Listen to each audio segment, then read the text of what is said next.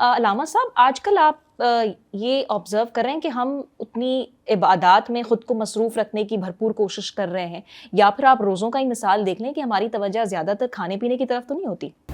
یقیناً ایسے ہوتے ہیں، یقیناً ایسی بات ہے. دیکھیں 11 مہینے رمضان المبارک کے علاوہ جو کچھ انسان کھا رہا ہے، پی رہا ہے، دیکھ رہا ہے، بول رہا ہے، سن رہا ہے، اس کا اثر براہ راست جہاں انسان کے بدن پر ہے وہیں انسان کی روح پر ہے.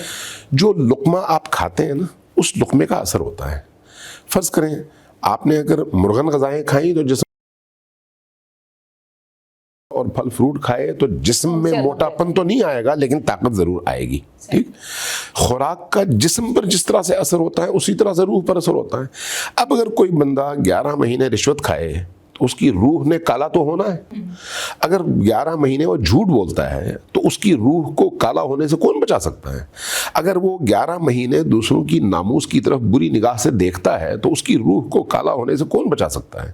جب وہ سارا سال اپنے کانوں کو حرام میں مصرف کرتا ہے اور استعمال کرتا ہے، اپنی زبان کو غلط چیزوں میں استعمال کرتا ہے، تو پھر اس کی روح حیوانی بنے گی نا، انسانی تو نہیں بن سکے گی. اب یہ جو 1 مہینہ ہے، اس میں اگر اس پورے 11 مہینے کے اس غلاظت کو پاک کرنا ہو تو بہت بڑی استقامت کی ضرورت ہے کہ صرف بھوک نہ ہو، صرف پیاس نہ ہو.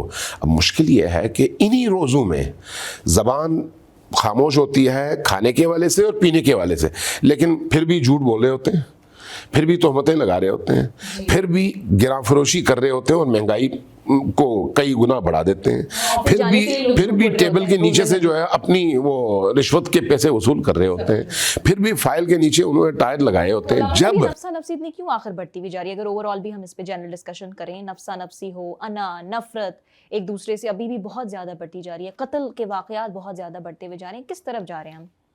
دیکھیں، انسان من حیث انسان 2 قوتوں کے مجموعے کا نام ہے. اس کے اندر یہ 2 قوتیں ہمیشہ برسر پیکار ہیں، برسر جنگ ہیں. ایک اس کی الہی پہلو ہے اس کا، اور ایک اس کا حیوانی پہلو ہے. آپ ہوں، میں ہوں، کوئی ہندو ہو، سکھ ہو، مسلمان ہو، کرسچن ہو، یہودی ہو، ایتھسٹ ہو، کسی سے کہیں جھوٹ بولنا بری بات ہے یا اچھی بات؟ کیا جواب ہوگا اس کا؟ کہ اچھی بات نہیں ہے. کیوں؟ کیا اس کا مذہب تھا؟ مذہب نے کہا؟ نہیں. ایتھسٹ کا تو کوئی مذہب نہیں ہے. ہندو کا تو کوئی خدا نہیں ہے، اللہ نہیں ہے جس نے اس کو یہ بات سمجھائی ہو. یہ اس کے اندر کی آواز ہے، اس کی فطرت کی آواز ہے، یعنی اس کے انسانی پہلو کی آواز ہے.